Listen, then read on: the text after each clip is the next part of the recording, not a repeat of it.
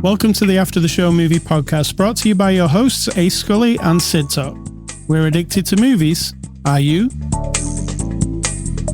Welcome, Sid Talk. Welcome to a horrifying Saturday.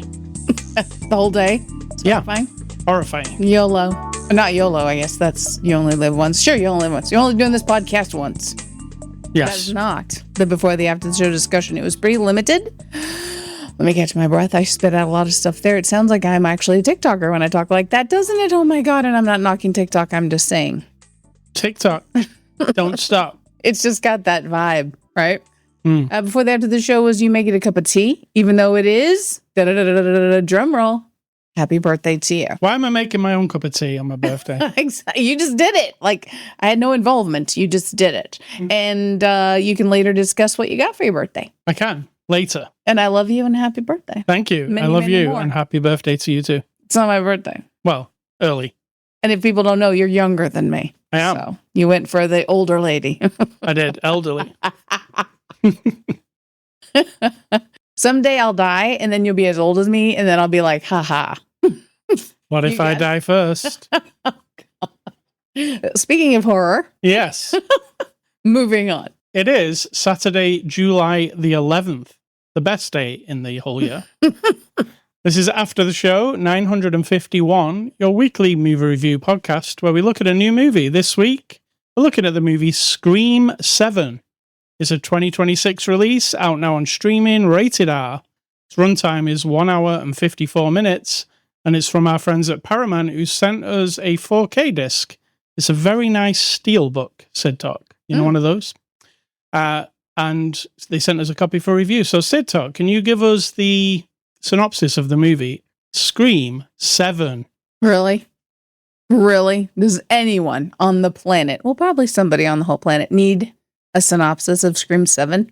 I need a catch-up because I don't know what the fuck all the other ones are A about. long time ago, somebody was a murderous fuck, and then they just keep continuing with people with, sadly, mental health issues who seeming to want to murder people involved with a young lady who is, as they call her, Scream Queen, right? Last girl standing. Final girl. Yes. So Sid was her name. Prescott. Yeah. All right. So Scream 7. We have seen all the Scream movies, believe it or not. And then I said to you, let me just go and look in my collection I've got more than 2,000 DVDs and Blu-rays. I go on the shelf and I'm like, we must have all of the Scream movies. We found one, Scream 5? Was it 5? It's the one with the Or was it 6? It was 5. 5, okay. We found Scream 5. We didn't own any of the others, but then I looked in my digital movies, which I probably don't own those movies, right? Those digital ones. But we've got all of them in there. What are you saying? You're a criminal? No, I'm talking about the digital movies, how you don't really own those movies. Oh, true. See, I'm being topical. Gotcha. All right. So, Scream 7, how did you like it? Let me preface this by saying you didn't like Scream 6. Okay. But Scream 5 I actually thought it was good. Okay. 6 was just a bit dumb. They're all a bit dumb, to be fair, but go on. Yeah, let's go with that. I just find it... Now, it's not my age, because I've been a horror fan since I was probably 10, maybe 11, when I first saw The Exorcist, when I wasn't supposed to. And then I watched Helter Skelter late at night. Yeah. On TV when no one knew I was awake, so I was a kid. So I have enjoyed and appreciated the art of horror movies. I have. I mean, that's what I think it is. It's telling a horrific story about people or things or forces that do horrible things to other people, right? Yes. I'm on board with that. And now I watch with a different eye, not because I'm older, but because it comes with being older, I guess. There is extraneous, is that the right word? No. Exploitive, unnecessary, the violence is weird. Isn't that what you come for, though? Weirdly entertaining. Yes. No, I think that I've always been more interested in the actual reason that it's happening. I always have been fascinated. Like The Exorcist, for example. The grossness was, I watched an edited version, right? Because I was censored, because I was watching it on TV late at night on regular TV in the 70s. Would have been the late 70s, early 80s.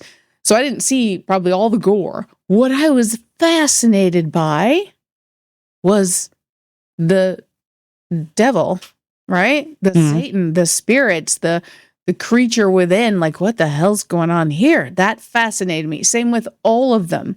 The story of Jason Voorhees drowning in the water, the story of Michael Myers killing his sister when he was a psychopathic child, all that was more interesting to me than the subsequent stabbings and things going through heads and eyeballs popping. All of that has always been like, okay, I get it. You're doing something terrible, but what's the story? And so now it magnifies in my brain the older I get.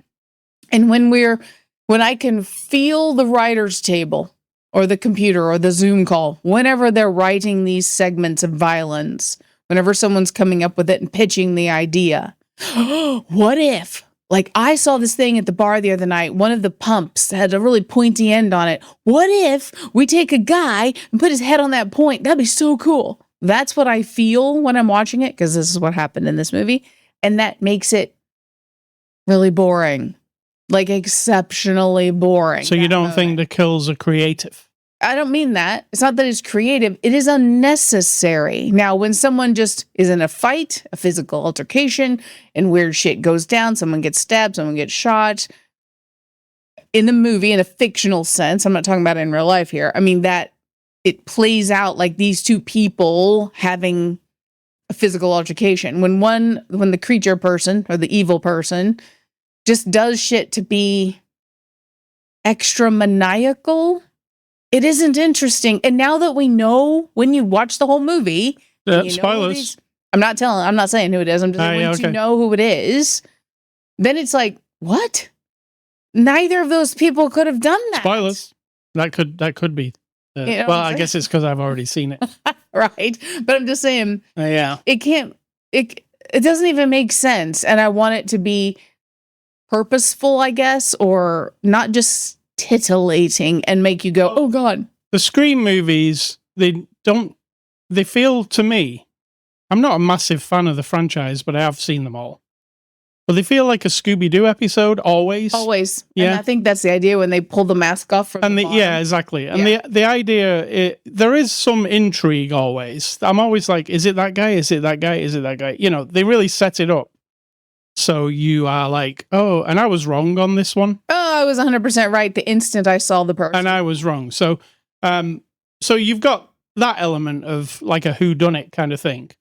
But the problem I have with them, and it's been for a while now, is they originally set out to parody slasher movies and stuff. And now it's like a parody of a parody. Correct. It's like it at its own tail. Right. Because if you haven't seen any of the Scream movies, at some point in the Scream franchise, someone in that universe makes movies about the murders. They call them Stab. Right. So you got Stab and Stab 2 and Stab 3. So it's a turducken. Yes. Or Inception, but we're not going to elevate it to Inception. Now, we're going to say turducken. I'm very surprised that they haven't along the way made a Stab movie, as one of the installments. The actual... Wouldn't that be an interesting... Would be a little more interesting. Yeah, I think so too. I think they would do that as a turducken as well. So, they have done that. They've done it within one, but not fully. Like, Oh, I get what you're saying. I'm saying... Don't just frame it like, hey, we're making this movie like they did in one of them. It was the set, wasn't it? Yes. Of the Stab movie. Yeah. Okay, I get what you're saying. But, just have a whole movie and call it Stab. Don't call it Scream 8. Just call it Stab. Everybody knows what that is. And then go that way. I'm surprised that hasn't happened. Or call it like Stab 14. Like go beyond the actual Scream movies and then introduce different things. Yeah, so I'm surprised they've not done that yet, but I'll give them that idea. Maybe they'll do that next. Well, what I just read was that Nev Campbell has already come up with a plot for a new one. Okay. So a new one will happen, won't it? I mean, they're just going to keep going. But yeah, I find them to be very cartoonish. Because it's not a supernatural or beyond the grave type thing with the killer. It's just a person. It's always some asshole. Yeah, I don't find that as interesting. Like, I like something like a Jason or a Freddy where you don't really know what the hell it is. Spoilers. and then along the way, even an Art the Clown, along the way you might learn some more about it, right? But it's not of this earth, possibly. Right. And you don't know what it's capable of. It's capable of anything, right? Right. Whereas a person with a mask on is only capable of a certain amount of things. Horrificness. Yeah. And, the Scooby-Doo thing that I said earlier, it totally... There are moments, it's like, you pesky kids, why did you meddle with me? Literally do that. Whenever someone pulls off that scream mask, they grab the bottom and pull it off. Now, in Scooby-Doo shows and movies, they grab the top and it kind of goes boink, boink, boink, They should add that sound effect in this. I've watched every Scooby-Doo series. I don't think I've seen every movie, though. Because Shaggy is in these movies. Shaggy. So they should just add that sound effect. Oi, oi, oi. Ding, ding, ding. And, Scooby Snacks noise. But yeah, I don't know. It doesn't do a lot for me, but then I enjoy it when it's on. It's one of those movies. I enjoy it for the 1 hour and 54 minutes. I get what you're saying. And then some of them I enjoy more than others because I really liked the Jack Quaid one. Not the second one, but the first one with Jack Quaid in it. And it also had the lady who played Honora. Yeah, I don't know if I think as it played out. I thought that one was really fun and like almost like they were trying to reinvent it in a way or something. Yes. Yes. And then the next one after that just was a mess, I thought, kind of boring and a mess. Yeah, because they're just using the same idea. And then this one feels like, oh, we want to revisit Nev Campbell's character, so we haven't done that, so let's do that. Yeah. Which was okay. Another thing, when we were revisiting Nev, the beginning of this movie, basically, when we were getting introduced and everything's fine, those were the parts I enjoyed the most. Yeah, the non-killing. Like, I wanted to see where everybody was at and what's going on here. Yeah, you get introduced by a horrific situation, and you think, oh, this is where it's going to be, and then this is what it is, and then it's not. So that's like the misdirection. Right. You get in the first, 10 minutes? Yeah. Then it goes to just, building her character. I think the theme is supposed to be, and we even mention it by name, generational trauma. Right. You've passed on your generational trauma to your daughter. How's she going to cope? All that kind of stuff. And then we mentioned that Sid saw her mother get murdered when she was a girl. So that's trauma passing on to her. So we're using this mental health thing as bait on a hook. Right. That's the way I see it. But it had the feeling of like an old, like a Nightmare on Elm Street or something, the way it was setting it up. Oh, here's your family and you're going to get used to them and you're going to but this really cuts to the chase, no pun intended, very quickly, right? Yeah, there's a lot of stabby. This gets stabby quickly and never really lets up again from the moment it starts. Oh, so, I disagree. I don't think it was a slow kind of pace. It was like crazy once it got going. I would prefer that it was a little more slow. That's what I'm saying. I would have preferred more of the build-up. Yeah. To make the thing, but then we didn't get... I also thought there's like a school play kind of thing going on. Mm-hmm. I also thought they underutilized that. That could have been an interesting setting for something.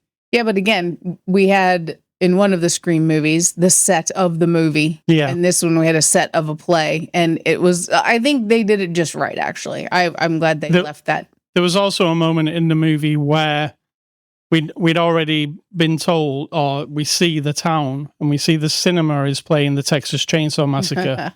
I thought when the thing was on curfew and she was running through the town, she was going to go into the theater. With it in the background. With it in the background. And I thought, oh, well, there's that'd be a cool thing to see. But we didn't see that either. So there were things in here where I was like, oh, they're setting that up. Oh, no, I need to remind people that I've told you before. When you or I are sitting watching a movie and we're starting to invent things to be happening, not like speculating, not trying to figure it out, but like actually trying to write a new script while we're watching it, that tells you a lot. So I guess that's what I was doing. I was like, there'd be a cool scene with the Ghostface killer running around the theater with the Texas Chainsaw Massacre on the screen. That'd be cool. Would it though? I mean, it wouldn't be like something you've not seen before because you've seen something like that, but never seen it in Scream probably. So I thought, well, the fact that they're showing you that they're playing Texas Chainsaw Massacre up there, that's probably going to come into it. At least somebody's going to have a chainsaw at some point. I felt like if you paid attention to that whole street, that little bucolic small town vibe, if you looked at every sign on every store, I bet they have made it a horror movie treasure trove, Easter egg trove hunt. Apparently, there's a lot of Easter eggs in this movie. That's what I was thinking. For Wes Craven. Now, okay. They did a lot of Wes Craven-y stuff. So, you know, it could have been as simple as Texas Chainsaw Massacre was his favorite movie, right? It could have been that. But yeah, I guess I was trying to invent stuff. There's not a lot more I can say about it. It's Scream 7. You know? Yeah. It's a horror movie. Unfortunate to me. If you like stabby, it's got that. There was some fun scenes, especially like the scene with the girl on the chandelier. Okay. Yeah, I thought that was pretty fun and, you know, well done, whoever the stunt woman was, because I did notice that it wasn't the actress doing it. Right. Kept cutting to a stunt woman, and you could tell. But then also that calls back a bit later with a lady hanging from a harness. True. Again, another person hanging up on the ceiling. And I thought that part was fun too. But you're right, there's some... See, I don't... You know, when you say like the thing with the beer tap, that kill, like that might be a bit too much or whatever. I don't find anything too much in a horror movie because I don't think it's too much. Nothing grosses me out. Right. But it is like trying to be cool over being vicious. And I'm not saying I prefer viciousness, but, and also, like I said, once you meet the two people, there's no way neither one of those could have lifted a 180-pound man. Let's say there was another one that we don't know about, and there wasn't. They're in the next one. See, you're inventing more stuff. But when you see that, then you're like, oh, well, that's not even. Doesn't even make any sense. That really bugs me, and that's my personality. Some people would probably have a diagnosis for me to say, well, if it can't be accurate, I don't appreciate it. There's something wrong in my brain, maybe, or very, very right. I don't know. But if it doesn't make sense at all in a world that's supposed to make sense, right? This isn't a fantastical world where you have lots of question marks. Like you said, there's nothing supernatural. No, there's nothing clever it's just about people it either. Limited by the physics and the strength of an individual person. If you watched the fifth one with Jack Quaid in it, there was a lot going on in that one, and it made you guess all the time. Like you were like, is it this guy? Oh, no, it's not that guy because now that guy's dead. Is it this guy? And that was happening a lot with me. But in this movie, there was one guy who I'd kind of latched onto, which I thought was the guy. And then that wasn't the guy. But then the reveal comes, which I won't say anything about. But then that reveal was kind of, I was like, oh, okay. But that's not clever. That's just some obvious shit. Yeah, like there was no... Yeah. So, yeah, it didn't feel clever. Like, I know The Scream with Jack Quaid is not the best movie ever, but it did keep you second guessing for a long time. And then you went, oh. And then when it did happen, you were like, oh, well, you got me because I didn't get that. Didn't even think of that. With this one, I'm like, I kind of thought about everybody. I thought everybody was doing it. So whoever you reveal, I'm probably going to go, okay, so you chose them to do it. You know? Yes, that thing that I always forget the name of, where you just swoop it in at the last minute and go, hey, ta-da, here it is. And you're like, that doesn't even make sense. Yes. Not really. No, it's just, it's like, we'll give you a little breadcrumb of something somewhere, and then we'll throw it in at the end. Least what you think is the least. Yeah. But you know what? As soon as I met that person, I'm not even kidding you. I was like, oh. And we'll also throw in a ton of red herrings so you feel like you don't know who it is. But you've done that 6 other times. And I know that's the crux of these movies. Sure. But if you were hoping for a cool whodunit that you wouldn't guess in a million years, I don't think it's that. I don't think they'd managed that this time. So let's get on to the cast. Nev Campbell returns as Sydney Evans. What do you think? Oh, she's fine. She's very serious. She takes it very seriously. I appreciate that she's not playing it for kind of like our Gale Weathers. She is like, a little more like a mustache twirler. Campy. Yeah. I mean, we have our Friends lady, Courtney Cox, is back, and she is the cartoon character. Whereas she always has been, though, to be fair. Sid is more she's really taking it seriously, even though she doesn't appear to be traumatized enough by what she's been through. It's like she's got over it at this point. Yeah. Yeah. Which is, you would never get over that, would you? Also, no. Stuff happened in New York that she wasn't part of. She would have. That was those 2 Jack Quaid ones. Oh, okay. So that's why they moved it to New York and had a thing. And they even mentioned in this movie, somebody said to her, "Oh, you weren't there for those, so those don't count," or something. But she would have been aware of those, so surely she would have been a little bit scared that something was coming, or somebody was doing something, you know, or somebody else. Yeah. Yeah, you've said Courtney Cox. So Isabel May plays Tatum Evans. She's our new character, basically. I want to know how old Isabel is. She's the daughter of Sydney Evans / Prescott. What do you think? She's playing a teenager. Yeah, she's like a 20-year-old. I don't even know. And the other ones who are supposed to be teenagers, there's no way. And it's getting, maybe that is a sign of my age. I want teenagers as teenagers now. Why do we do this? Are there no teenage actors? Or is it because of the nature of the... Too aggressive and if you hire someone who's younger, there's lots of laws and rules about minors and stuff. So you have to have somebody over 18, I reckon. I don't know. Yeah, it might be that. Because you're dealing with explicit stuff, right? Yeah, maybe. But I still don't think we need a 25-year-old being a 17-year-old. It's very... Maybe. I was just thinking about this. Another thing I was thinking about in the movie instead of the movie was when I'm focused on the fact that these teenagers weren't teenagers, I thought maybe that's why in real life, we've all watched movies now for over 100 years. That means all of our lives, anyone alive.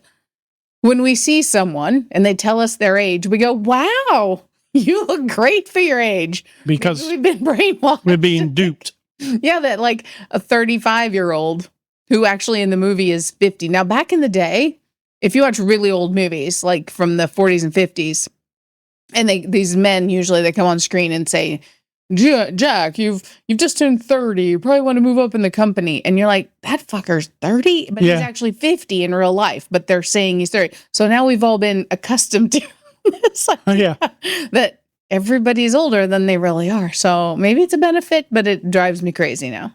We've got Joel McHale as Mark Evans. That's Sydney's new husband. He's the guy from Talk Soup, right? Talk Soup, yes. Yeah. He's all right. He was fine. Yeah, he did a good job. Again, takes it very seriously. Thought he's like a replacement Dewey, but not quite as interesting. He wasn't like bumbly, like not Dewey, bumbly, but our cop character. The cop, yeah. We've got Anna Camp as Jessica Bowden. She was in the last one. Is the mom, with the blonde hair. Mom. Was she in the last one? She was in the last one and the one before that. Both Jack Quaid ones, I believe. Okay. She's good in this one. I do like her. She's okay. Yeah, she's good. We've got Mason Gooding. He's Cuba Gooding Jr.'s son. I didn't know that until today. He's good. I think most of the young people in this movie we've seen in other... We see Jasmine Savoy Brown. She's a lady from Yellow Jackets, one of the young crew. We also saw Asa Gurman. He plays Lucas in this movie, and he's the guy from Gen V that we watch. Yeah, I think everybody does a fine job. I wouldn't argue about performances because you are. No, the performances are good. Elevate it more than what it is. Yeah, if you look at the poster for this movie, it looks like there's 150 people in this movie. There's a lot. And also, this movie, boringly, has an AI slant. Oh, yeah. It's very boring. I was like, oh, come on, don't do that. We're going to do that. And we do that, right? Some AI manipulation. I'm not saying the movie was made by AI. No. But maybe it was, but... We're using it as a hook. Hook, yeah. Which I think we're going to see. No, a device. It's not, I know what you did last summer. That would be a hook, wouldn't it? True. But the AI slant, we're going to see that so much for the next 10 years probably, right? Mm-hmm. Plot device, AI. Oh, look, they fake this, they fake that, blah, blah, blah. That it's all AI. In the end, it's like, Yeah. ha ha ha. Or AI is the culprit. Yes. Or maybe that's Scream 8. That AI is it killed all your characters, and that's the end. Directed by Kevin Williamson. He's actually the writer of Scream 1 and Scream 4. He's not directed a Scream movie, but now he has. What do you think of the directing? It's functional, if not. I mean, it's uninspired. flashy. It's like, it doesn't look cheap. It looks like a big production. No, it doesn't look cheap, but it's also just, I don't know if that's the direction. That's just They obviously spent money making this movie. Yeah, and stunts are pretty good. Performances, again, if the directors who gathered everybody up and inspired them to knowing that it's not like, masterpiece, but they all put in a great effort, then that's something.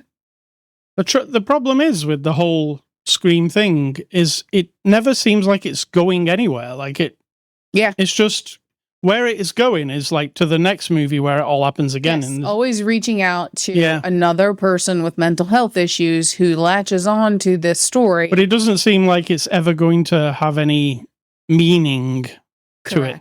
Correct. Yeah. Which I think that sucks something out of it. Another one will come along and we'll review it. I guarantee you. But I'm not like waiting for that day to see what happens next, because I know what happens next. It happens again and we have a battle with it, right? Yes. You could argue with me and say, well, you love The Evil Dead and you'll watch when a new Evil Dead movie comes out, it's going to be the same thing. The Book of the Dead's going to turn up.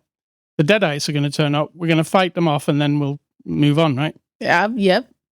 But there's something about The Evil Dead that's more interesting to you. Yes. There's nothing more about it except for that. Yeah. But, you could keep feeding me an Evil Dead movie.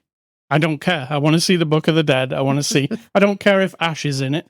So I just want more. What we're saying is, if you're not a fan of Scream, well, the thing I would say generically, of the franchise or the story tucked in the franchise itself, that's easy to insult it or to find fault, or to criticize it, versus when you really do love Evil Dead for whatever, like I love Exorcist, and while some things have been offensively made in its name, I still want to watch it. Every zombie movie I want to watch. They're not all good, but I'm a zombie person, so I'm going to watch it, you know what I mean? And find less fault than I will with a psycho killers driven by, I don't know, broken minds. I don't know. It's like, it doesn't even have a thing. No, that's my problem. Yeah. I'd almost love an episode of it where they go, guess what it is this time? It's supernatural. Who knows where it came from? It came out of a hole in the floor. It's like weird. It can disappear. I don't want Scream to do that because that would be tacky. Yeah. But I don't mind if you throw me a slasher movie. And we have, because Totally Awesome, was it? Totally Killer. Yeah. Had... Oh, it had time travel, that one. Exactly. And it was a slasher movie, and it worked great. But it was a new franchise or new whatever. I didn't have to say, well, we've never had any. Now, the thing with Michael Myers, again, that kind of turned into a weird... And Jason, they weren't that in the beginning. It was just a psychotic break that someone had that caused the craziness. And not being a super fan of Scream. Like, if you sit me in front of an Evil Dead movie, the whole of it is in my head. Like, I know it all. Yeah. I know everything that's happened. Everything. With this, I don't. It kind of goes out of my head as soon as I've watched it. So the beginning of this film, when people were talking about other people and blah, blah, blah, I was completely lost by it. Was you? Because we were walking around this, it's like a museum to the Scream Stab franchise. And they were saying, this is where such and such had died and blah, blah, blah. And I'm like, I don't even know who these people are they're talking about. I mean, you've seen it all. I have, but I'm saying, I don't remember the names. No. When they say, that was where Ted died. I'm like, Ted? I don't even know who Ted is. And that's where the garage door came down on such and such. I'm like, I don't remember a garage door and I don't remember such and such. Am I supposed to? I think so. I think you're supposed to be as big a fan outside in the real world as we have the fans Right. inside the world. But all I have to go on is I saw a movie like more than 20 years ago once. And clearly I don't remember, right? And you probably wouldn't either. No. I mean, you don't retain that unless it's, well, how do I retain The Evil Dead? I was just going to say, Yeah. you retain what is You retain interesting what to is you. appealing, yeah. To But this you. is appealing. I liked Scream movies when they I first think came it's out. because there is actually no cohesion from one reveal to the next. Right. They tried in the back ones with the family situation, but that was really boring. And there's no thread, you know? No. It's Other just, than her. you have to see them as like, well, you could say you have to see them as a standalone thing, but then you don't, because there's like, they're referencing everything else where and you're going like, your head's exploding. You're like, they're saying too many names. I don't know what they're talking about. Please. I was almost, watching this beginning part, I was almost hoping they would do the dumb thing where they flash back to the little kills, show you the little kills. When the guy's walking around the museum and he says, that's where the garage door came down, and then it just showed you it for a split second. At least then I'd be like, oh, maybe I know that actor who died there. I feel like if you need that, then it's really I need that. necessary. I'm really dumb when it comes down to this. No, I mean, Yeah. if you need that, that means the story is not Right. but they're also then telling this story to people and fans who are that, Yeah. right? You That already have seen that a billion times. That Yeah. creates, this franchise creates fanatical fans. So Yeah. So those are the actors' IMDb reviews. What are those? those are reviews you're going to find on the IMDb. That what gives them a 1 star, and you're going to agree with them this time. Is that what we're saying? Yes. Yeah. This plot is lazy. All the characters are unlikable, and I'm not really a fan of Tatum. The actress who played her is very bad. The third act is ridiculously bad. The killer and the motive is ridiculous. And also, the deep fakes of the old characters are so cringy. Agree. I'll agree. I agree on all that. Second one says, absolute dumpster fire and a way to kill a franchise. This movie is shockingly bad right from the opening scene. It wasn't scary in the least. There were no jump scares either. I don't think there were there? There were several. In fact, I got bored of them. The dialogue, acting, and lighting are atrocious. And worst of all, the reveal makes no sense. And then thirdly, I would go and see Scary Movie 6 instead of Scream 7. It is more terrifying. Scary Movie, is that the comedy franchise? That's like a silly rip-off version with the Wayans brothers. Got it. And let's have a look at another one. Terrible movie with an ending so bad, I thought it was a fake out to lead to an even bigger reveal, but it wasn't the case. I also did think that way myself. Yeah. It's just a bad movie. It felt rushed. There's so many ways to make a better movie. Time for this series to end. Oh my. Okay. So those are the people who didn't like it. Overall, it gets like a 5 on IMDb. So right in the middle. All right. Let's get on to the scores. I am going to give Scream 7 a 4 out of 10. Oh, me too. Okay. It's below average. Entertaining for what it is. I feel like if I was a bigger fan of the series in general, maybe I would have liked it better. Or maybe I wouldn't. Agree. Maybe it would be my least favorite. I don't know. Because I'm not invested that much. All right. Thank you to Paramount. Next week, we're looking at the new A24 movie, Backrooms. You know this? I don't. Well, you're in for a treat. It stars Chiwetel Ejiofor. Okay. And I'll put it under the horror category. Good. Movie recommendations this week. I was thinking of horror movies that I really like. And one is Pearl. You do, like the Pearl and the Maxine. I'd say any of those. Pearl, Maxine, or Triple X. Is it Triple X or is it just X? Or is Triple X the one with Vin Diesel? I think it's XXX, isn't it? Yeah, maybe. Any of those three. It's a trilogy. No. Watch all of it. It's one big movie. And Texas Chainsaw Massacre, because it showed up in this movie, at least the words were on the screen. You know, movies that really creep me out is The Exorcist and The Texas Chainsaw Massacre. Mm-hmm. The Texas Chainsaw Massacre is so grimy and realistic. It almost feels like you're watching stuff happen. It is. Yeah, it's got like a real ugliness to it. Grime factor. And it's effective even now. I know you don't like the woman screaming a lot in it. No. But that is also part of when I was younger and watched it, it got to me. Like, it's guttural and visceral, right? All the time. It's too much. But, well, it always, it's in my memory. It's very effective and still is. It's unlike anything you've seen. Yeah, no, only if it was then. When I'd say it's not dated, it is dated. It feels like a 70s movie because it is a 70s movie. Yes. But it's still better than a lot of the stuff we see today.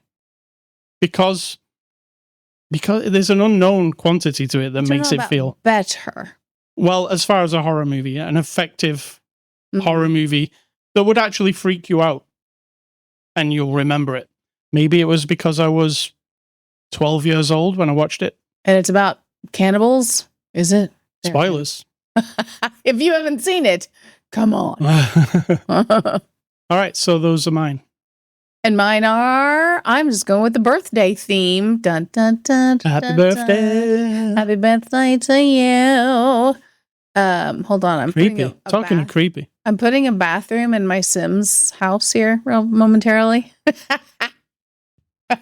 Yes, I'm playing The Sims 4 while we're doing this podcast. Sims 4, Scream 7. I could do a horror themed little house. My recommendations are birthday themed and or they have birthdays mentioned in them. It's not about quality. It's just about movies I've seen. So I'm skipping over my theme for the moment of all adventure. And we have The Game from 1997. Do you remember that? Michael Douglas, David Fincher. And what's his face? What's his face? Sean Penn. Yes. Is the brother. I do remember. It was very good. A birthday gift to his brother for him to play this game. Uh-huh. Then we have, of course, 16 Candles from 1984. We own that on Blu-ray. I just noticed it on the shelf. Her birthday, of course. Trivia, 16 Candles. I've never seen it. Is that trivia? It is. It's after the show Law. One movie that Ascully has never seen. I own it on Blu-ray because I just saw it on the shelf when I was looking for Scream. It's in the S section. It doesn't age well, so I don't think you would find it entertaining. But I love the I love Ferris Bueller and I love weird science and that kind of stuff. So I might like that. You have to get dumber again then. Go back to your dumb teenage self. Right. And watch it. John Hughes. I've loved it forever, but still, it's tacky. Yeah. Then we have Friday the 13th, which I didn't know, but in the movie, Jason Voorhees' mother says it was his birthday. Friday the 13th. Never knew that. Never knew that. That's 1980. Then we have Falling Down from 1993. It's not his birthday. This is another Michael Douglas. It is his daughter's birthday, and he's trying to get to whatever. And Falling Down is a classic. It's about to come out again as a remaster because it's like its 40th anniversary or something. I thought you said a remake, which somebody probably not a remake. No. Then do you remember that Longlegs has a certain birthday theme because Nicolas Cage? There are people throughout it who all have the same birthday. Oh. I didn't remember that, but I looked it up. And so I got Longlegs, Falling Down, Friday the 13th, 16 Candles, and The Game. They're doing a Longlegs sequel because Nicolas Cage loved the character so much. He's pretty creepy. It's hardcore creep. All right, Ascully stuff. It's my 57th birthday, elderly. I am... Aren't you, though? My knees ache. I'm too old to play the guitar, remember? That's what people say. I keep getting, in my Instagram feed, it'll say, are you over 50? There's no way you can play guitar. But with my 4-week course, you will become Jimi Hendrix in 4 weeks. That's what it always says. They're all this full of shit. And it's always like an AI old man with a guitar. You can tell he's like AI. And he's moving very weirdly and he's playing like he's, played his whole life. Creepazoid. Yeah. But it's always telling me I'm too old for it. Clearly they haven't been here every day listening to you practice to know that is not the truth. No. So for my birthday, you got me some presents. I did. You got me 2 guitar pedals. Now, well, you went to my Amazon wish list I and did bought what you what I said. had on the list. Yeah. You said, here's what's on my list. I said, choose one of the things off my list. You bought me all the things off my list. Because for some reason, I had a $15 credit. Also, I donate blood. And every once in a while, they say, hey, you can get a $15 gift card. You can get a $20 gift card. And I don't do it for the gift cards, but I will, of course, accept them. And I had a $15 blood. So you got this from my blood. Blood money. You got gifts paid for with my blood. So I got a delay pedal. You know, it sounds like U2 where it goes ding, ding, ding, ding, ding. Mm-hmm. I got an overdrive pedal that sounds like AC/DC. Yeah. I can now play some AC/DC. You can. I'm very proud of it. And I got some wireless guitar. What would you call those? You plug one into your guitar. You plug one into your amp, and then you don't have a wire. So it's wireless, whatever. Wireless wire? Yes. Wireless guitar wire. I have one of those too, which I really like. Good. Because I hate cables everywhere. It bugs me. I know you do. I know you do, but what am I? Yeah, so thank you for the presents. They You're were welcome. awesome. It was exactly what I wanted. Well, it's hard to go wrong when someone literally makes a list. I thought about surprising you and getting you something else that I knew you would want, but then I was like, why? What would that have been? I don't know. I didn't think about it far enough to just dissuade myself and then get you what you put on your list. Right. Because, I mean, I don't know what guitar pedals to pick. No, you wouldn't. It's like you couldn't buy a guitar pedal for somebody. No, and no. I said, this was much more fun than your computer lists, because in the past, on your lists of birthday and Christmas have been like RAM and hard drive and SSD and graphics card, and those things I don't get to enjoy, but if I buy you guitar stuff... Well, actually, that's a lie, because every graphics card that I have, when I get the next one, mine ends up in your computer. Yeah, it doesn't feel like I'm really benefiting. You are. But I don't feel it. Because you're moving with the times. If I listen to you play guitar every day, I'm feeling it. Right. All right, so thank you, and I am 57. Don't let the gift wife in the mouth. Gift wife. All right, Sid Talk. What is for dinner? What's up to you? Oh, it's Impossible Whopper and fries. If you change your mind. I don't. That's it. Okay. That's it. We don't have that very often, so I really like it. Vegetarian, in case you don't know, if you don't listen to us enough, which is very rude. And yeah, we still like junk food, so it'll be an Impossible Whopper. Aye. I mean, I have to go get it. You do? I could have it delivered, but I'm not paying for delivery of a Whopper. No. It seems ick. All right, so what is your advice, and let's get out of it. It isn't really advice. It's advice that's not advice, but I observed something today that I've thought about in the past, but then today it just came to me in words, as things often do. I was sitting in the movie chair, very comfortable, started to have to pee. You said you had to pee, and I thought, oh, I don't want to get up. I'm so comfortable. You got up, bound upstairs to go to the bathroom and whatever you were doing. Bound up the stairs. You ran up the stairs like a young 57-year-old, which I no longer do. And then I sat there for a second. I started wiggling, and I thought, oh, I'm not super comfortable anymore. And it wasn't because of the pee. It's because, when you get super comfy, the law of diminishing returns starts kicking in. In your body. And I'm not just talking about comfort in your body, but also other things. But in your body, for example, you sit in a chair, you lay on the bed, you lay on the floor, whatever you're doing, and you go, oh, wow.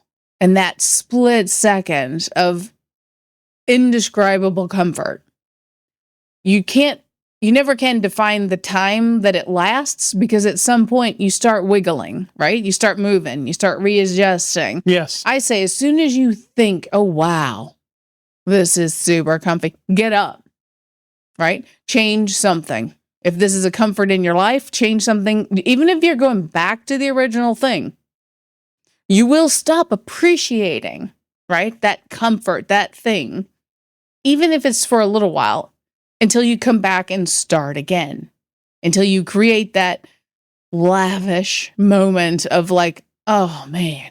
Even as like, sometimes I get in my car and I find my car seat quite comfortable at first, right? And then if I know I'll be driving for like 3 hours, I get comfy. I get it to the right position. I'm like, oh, this is all right. This is all right. start driving, and at some point, within probably that first hour, I'm like, oh my God, wiggle. Yeah, I get what you're shake saying. and wiggle. Then I've learned, stop at the first gas station along my route, which is always the same route.